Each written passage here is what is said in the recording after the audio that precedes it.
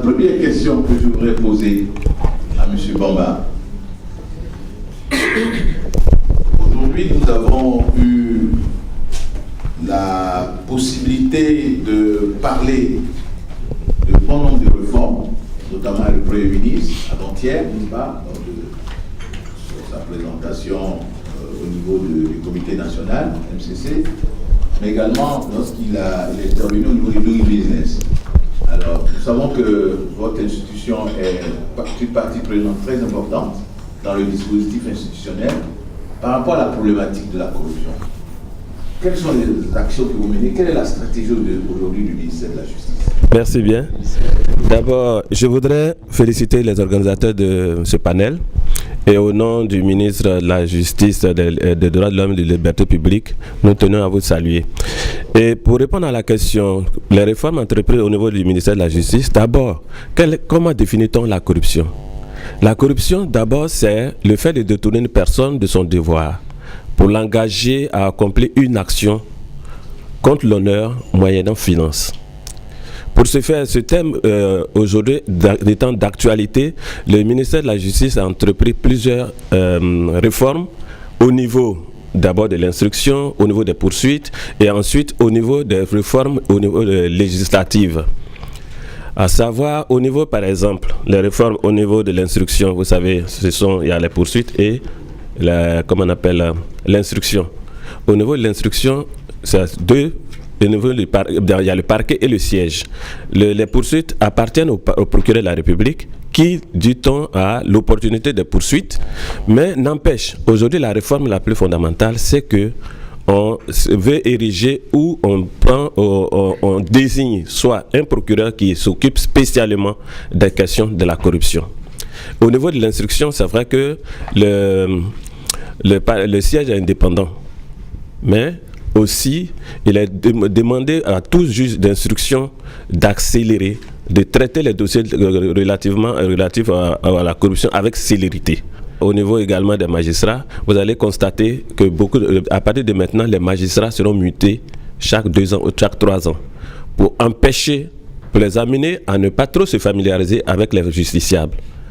Donc, c'est là où nous disons que là aussi, c'est une des solutions à la corruption. Et ensuite, on a érigé la corruption, comme vous avez constaté, en une infraction pénale. Donc, dans les grandes réformes au niveau de la justice, voilà de façon brève présentée.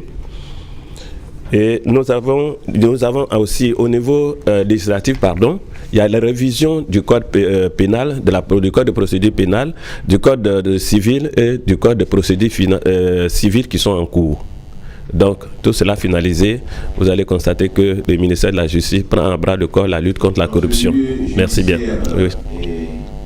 Et législatif, puisque on voudrait peut-être demander à M. Béité Senou, secrétaire national à la gouvernance et au renforcement des capacités, une institution essentiellement sur la bonne gouvernance, de nous dire aujourd'hui, après ce qui a été fait depuis l'année dernière, quelles sont les orientations que son institution va prendre pour justement nous amener à une réduction ou à une amélioration de cette problématique.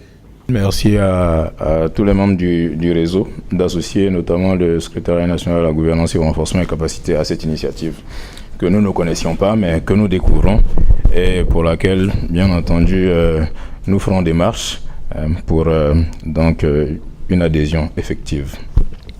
Sur la problématique, effectivement, je constate que M. Amangwa nous pose en tout cas la question, c'est une question piège. Je sais que les attentes sont fortes. Chaque fois que j'ai eu l'occasion de participer à un panel de cette nature, je m'en suis rendu compte. Que ce soit au niveau du public, au niveau de la société civile, du secteur privé, les attentes du public en général sont très fortes. Ce que je voudrais dire aussi, pour commencer à répondre à la question, c'est que moi-même en tant que secrétaire national à la gouvernance et au renforcement des capacités, travaillant activement sur ces problématiques depuis bientôt 24 mois, j'ai pris toute la mesure des difficultés et même des barrières, des résistances que même un décideur public, même le gouvernement peut rencontrer. Donc, dans le cadre vraiment d'une action publique en matière de lutte contre la corruption, je peux vous assurer que c'est un véritable défi. Mais pour répondre beaucoup plus précisément à la question et pour aller dans le sens de mon collègue et frère Nanourou Bamba du ministère de la Justice, je dirais que le gouvernement est en train de prendre des décisions. Ces décisions, vous les connaissez. Nous travaillons donc sur une série de projets, notamment avec M. Beng, donc dans sa position de négociateur en chef du MCC. Et dans le cadre de ce programme, notamment, comme dans le cadre d'autres programmes, tout comme dans le cadre de négociations bilatérales ou multilatérales que la Côte d'Ivoire a pour accéder vraiment à l'aide publique ou à des investissements privés structurés, à chaque fois, une des conditionnalités vraiment que l'on nous pose, c'est de pouvoir passer le contrôle corruption. C'est que la Côte d'Ivoire donne des gages, met en place un dispositif juridique institutionnel cohérent sur la lutte contre la corruption. Et de ce point de vue, le gouvernement a commencé à prendre des mesures fortes. Et de ce point de vue, sous la houlette, notamment du garde des Sceaux, ministre de la Justice, et sous réserve de ce que M. Bamba édictait tout à l'heure, le président a instruit que soient préparés des textes, notamment 2 textes importants, 2 ordonnances qui ont fait l'objet d'adoption en Conseil le 20 septembre 2013, donc cela est très récent. Ce sont des textes forts qui emportent non seulement prévention de la corruption, mais également répression. Donc dans le volet prévention, il y a une borne, un moment fort, c'est l'adoption par le gouvernement du principe de la déclaration de patrimoine. Vous savez que c'est un principe qui est nouveau en Côte d'Ivoire. Cela n'existait pas. Cela a été introduit donc avec la dernière constitution. Le premier président a y avoir satisfait, je crois que c'était le président Ouagadougou, le président Alassane Ouattara y a satisfait, mais il n'y avait pas un principe de la généralisation de la déclaration de patrimoine à tous les détenteurs de mandats publics. Donc cela vient d'être fait.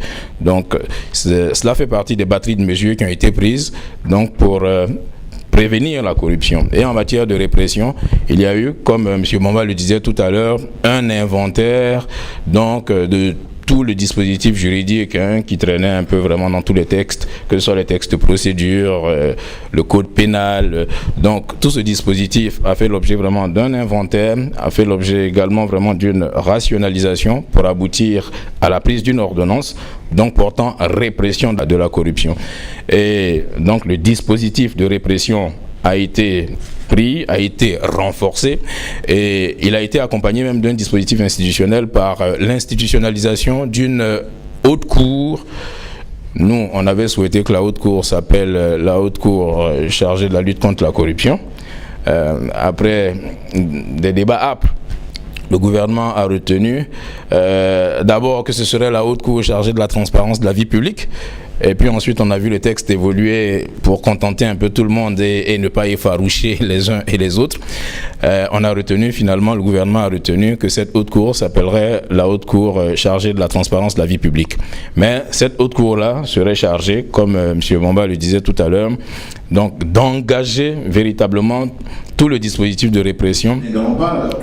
Tout le dispositif de répression donc de la corruption. Et donc cette haute cour va être mise en place incessamment. Je vais passer la parole à un partenaire très important, justement dans cet environnement dans lequel nous sommes, le secteur privé, représenté ici par le patronat, représenté par... Alors, avant de répondre à cette question précise, j'aimerais souligner le fait que la vision du secteur privé, c'est de considérer que lutter contre la corruption, c'est aussi être au service de toute la communauté nationale. Et le secteur privé considère que l'État seul ne peut pas lutter efficacement contre la corruption. Sa contribution est nécessaire. Comment faire pour que cette contribution soit effective, efficace et donne des résultats? Le secteur privé a créé une commission qui est chargée des questions d'éthique, bien sûr de gouvernance et de RSE, le secteur privé a préparé, ce n'est pas encore adopté, un code d'éthique pour les entreprises qui est dans un processus de validation. Ensuite, le secteur privé a fait élaborer ce qu'on appelle le Code ivoirien de gouvernance d'entreprise et de responsabilité sociétale. Et il y a un article de ce code qui parle de la corruption et des mesures à prendre pour lutter contre la corruption. Parce qu'en réalité, il s'agit pour chaque entreprise, premièrement, de s'engager. Et le patronat sensibilise les entreprises pour qu'elles s'engagent. Une fois qu'elles sont engagées, quelles sont les mesures et les dispositifs internes qui sont mis en place pour former les employés, pour modifier les contrats, intégrer les clauses relatives à la corruption, grosso modo faire en sorte d'influencer le comportement de ce qu'on appelle la sphère d'influence. Parce qu'une entreprise travaille avec d'autres acteurs, c'est partie prenante et tout. Donc aujourd'hui, c'est de faire en sorte que chaque entreprise adhère à un code d'éthique ou met en place un code d'éthique, forme ses employés, travaille en liaison avec ses parties prenantes, leur fasse comprendre que la corruption peut avoir un impact négatif pour l'économie nationale. Je voudrais, à ce stade de notre panel, dire que tout à l'heure, vous allez avoir la possibilité de poser des questions. Donc, nous allons poursuivre avec M. Malang Poulimou, qui est le président de Transparency et Justice. Et là, ce qui me fait dire que la corruption symbolise un peu un indice de perception. Alors, comment vous percevez justement cette corruption dans notre pays et quelles sont les actions que vous menez, que vous comptez mener, quelles sont les difficultés que vous avez pour le faire? Enfin, qu'est-ce que vous faites exactement aujourd'hui? Avant d'y répondre, il faut que l'Assemblée sache qu'est-ce que Transparence et Justice, c'est parce que tout part de là. La question que vous posez, évidemment, fait que tout le monde jette un regard sur la justice. Et croyez-moi, les justiciables ivoiriens, y compris les entreprises et tous ceux qui font des affaires, n'ont pas une bonne idée de la justice ivoirienne. À raison, à certains moments. Et la difficulté, c'est qu'ils ne perçoivent pas à l'intérieur de la justice que les animateurs de la justice prennent des initiatives pour aller dans le sens du combat contre ce fléau-là. Nous avons pensé, magistrats, avocats, notaires, de façon transversale, qu'il était important de dire aux justiciables qui étaient désespérés de voir l'émergence d'acteurs de la justice qui prennent à bras le corps cette problématique, mais que ça pouvait exister. Cette initiative a été prise en 2003. Et notre objectif, c'est effectivement, dès l'intérieur, combattre, prendre des initiatives pour combattre. C'est très simple à ce niveau.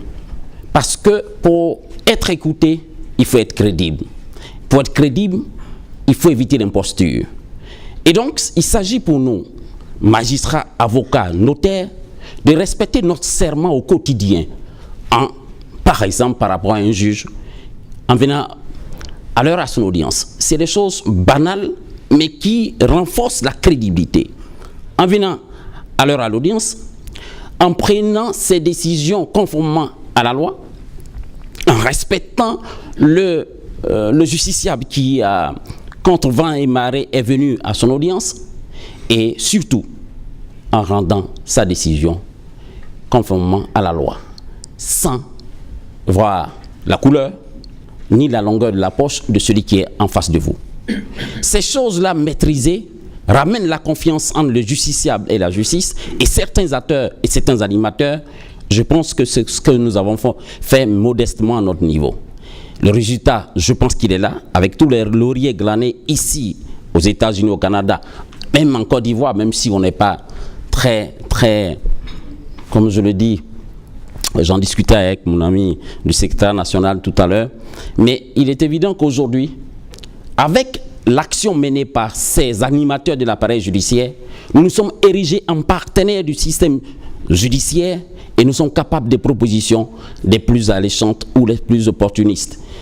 Tout à l'heure, on vous distribuera de la documentation Voilà transparence et justice. Donc de façon concrète, il fallait ramener la confiance entre les justiciables et la justice, parce que ça part de là. À partir de ce moment-là, toutes les actions seront scrutées et les justiciables vont adhérer à ces mécanismes mis en place. Je vous l'ai dit, on a fait plusieurs brochures, dont un plus important, c'est-à-dire comment accéder à la justice. Je voulais poser la question à M. Ben, qui est le négociateur en chef du CNMCC sur la question de la corruption. Qu'est-ce que vous pensez qui peut être fait aujourd'hui avec les résultats que nous avons reçus? Est-ce que vous pouvez peut-être nous rappeler les résultats cette année au niveau du MCC, au niveau de certaines institutions qui ont fait des sondages sur la question en Côte d'Ivoire depuis 2 ans? Merci. Alors, ce que je voulais dire d'abord, c'est que la corruption, c'est un sujet qui fâchait. Il ne fâche plus maintenant. On le regarde avec sérénité. Ça, c'est important, c'est un changement d'état d'esprit. Hein? Ça, c'est très important. Et ensuite, dans la perspective du Global Compact, dont le rôle est d'accompagner ce processus par des plateformes de dialogue, par des échanges, nous sommes d'autant plus à l'aise que cet état d'esprit va nous permettre de continuer notre action en mettant en place des opportunités pour pouvoir en parler. Ça, c'est le premier point. Le deuxième point, vous avez parlé du MCC, effectivement, c'était un indicateur, disons, qui était au rouge. Au rouge, vous savez que dans les MCC, l'indicateur est constitué par un ensemble d'études de perception par différents organismes. Tout ça consolidé fait que soit on est rouge, soit au vert. Je ne parlerai pas des statistiques. Il se trouve que d'après ce qui a été fait, les études qui ont été faites en 2013 et 2012 pour la Côte d'Ivoire, nous sommes passés au vert. On a les raisons. Les raisons, c'est que le fait que ce ne soit pas un sujet qui fâche, qu'on a pris avec sérénité, fait qu'il y a un travail de fond qui a été fait par le gouvernement. Même si on est au début. Mais c'est déjà un engagement politique très fort. Je pense que quand il y a un engagement politique très fort, il y a une mise en œuvre qui est facile, quoi. Bien entendu, ça ne peut pas disparaître à 100%, mais je crois que les jeunes que nous avons actuellement, nos enfants, quand ils voient ce qui est mis en place, la haute cour contre la transport, quand tu vois ça, déjà dès le départ, il y a un état d'esprit qui se crée, c'est ce qu'ils voient. Il faut voir ça. Parce que la corruption, on la voit partout, c'est clair, on la voit partout, mais tout est question de degrés. Donc déjà, on prépare nos jeunes générations dans cet esprit-là, quoi. Donc il faut un changement de mentalité. Tout à fait, ça a déjà commencé. Voilà, c'est sur ce point-là que je voudrais insister. Maintenant, pour les actions lourdes, je pense qu'il y a des organismes spécialisés comme le secrétaire à la gouvernance, le ministère de la Justice, qui sont dans un trend qui fait qu'on peut avoir ces résultats, quoi. Monsieur Grégoire, qu'est-ce que vous avez fait depuis et qu'est-ce que vous comptez faire? Parce que la question est simple. Hein. Comment faire pour justement réduire la corruption, sinon la maîtriser totalement, ou fait disparaître? Vous avez là un grand défi, n'est-ce pas? Tout à fait. Je voudrais d'abord remercier de nous avoir conviés à cette initiative, saluer la Confédération Générale, l'APEXI, le Global Compact, le secrétaire national à la bonne gouvernance, le secteur privé et la société civile associée, y compris les médias. Je crois que la plus-value, il y a l'état d'esprit et puis il y a le fait que nous sommes aujourd'hui dans une dynamique très inclusive. Il n'y a plus un tabou sur les actions de lutte contre la corruption. On sait que c'est en associant et en ayant tous les contre-pouvoirs, toutes les contributions, toutes les bonnes volontés, que l'on arrive à relever un certain nombre de défis. Donc je salue cette initiative. Naturellement, la thématique pour nous, plus largement Nations Unies, n'est pas nouvelle. Depuis les premiers G8, nous avons, lorsque l'on s'inquiétait du blanchiment des capitaux, des transactions financières internationales, même de l'efficacité de l'aide pour les actions de lutte contre la pauvreté, la thématique de la lutte contre la corruption avait été considérée pour nous comme essentielle. Puis vous savez, on a eu une convention des Nations Unies qui a été consacrée à la lutte contre la corruption. Nous avons pu mesurer les impacts au plan mondial, des impacts considérables, 1000 milliards de dollars selon la Banque mondiale, voire plus même par an, voire, et puis donc on a mesuré les impacts aussi sur la croissance, sur le capital risque, sur les coûts de transaction, sur la pauvreté en elle-même. Donc il est évident que tant au plan mondial qu'au plan des stratégies d'accompagnement national, on a mis en exergue un certain nombre d'orientations de politique. On soutient ici, en Côte d'Ivoire, la prise en considération de ces questions, y compris de la gouvernance économique et financière, c'est-à-dire l'amélioration des systèmes de passation de marché, la gestion des finances publiques en elles-mêmes, le suivi des indicateurs économiques et financiers, la consolidation des actions liées à la réforme de l'administration publique, parce que là aussi il y a des éléments qui sont cruciaux pour nous assurer d'une bonne efficacité des actions conduites par l'administration publique, mais aussi par le cadre de l'évaluation des politiques publiques. Nous sommes aussi engagés dans l'accompagnement des processus de réforme sécuritaire et judiciaire.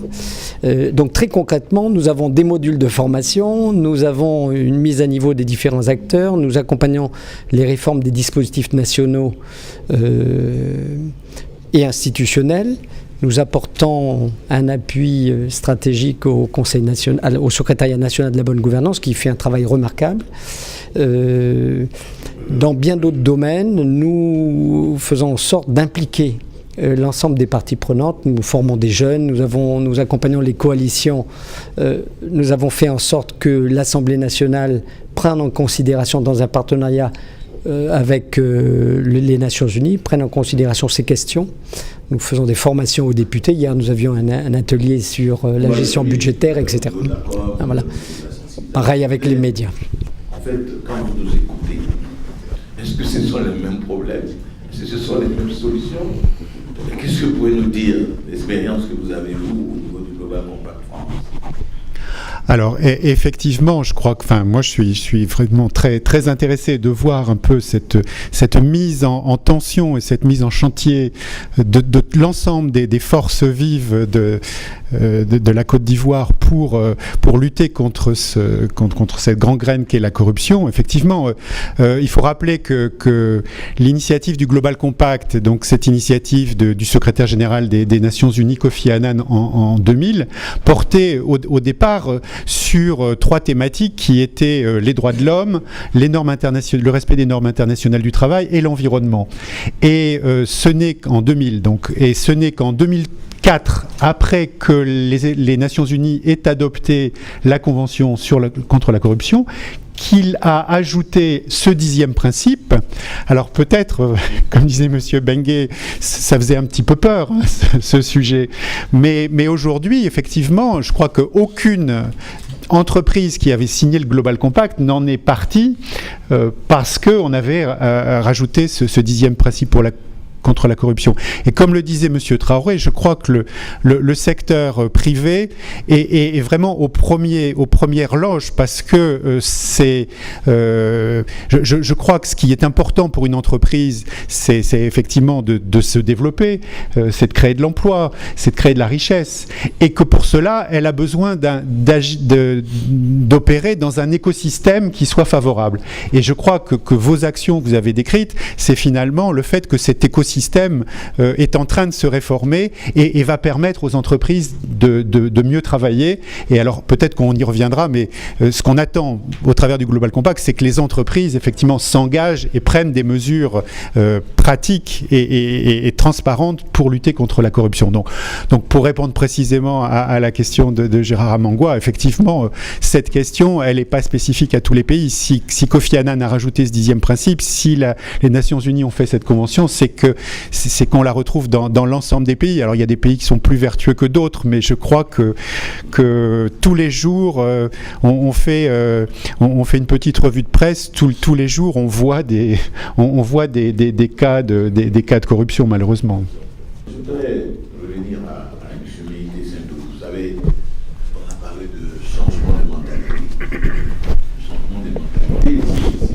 C'est un bloc qui bouge difficilement, n'est-ce pas? Donc, qu'est-ce que vous avez fait sais que vous avez fait beaucoup, mais qu'est-ce que vous comptez faire justement? Parce que nous sommes aujourd'hui dans la phase perspective de 2014. Vous avez beaucoup travaillé dans la campagne de communication, de sensibilisation.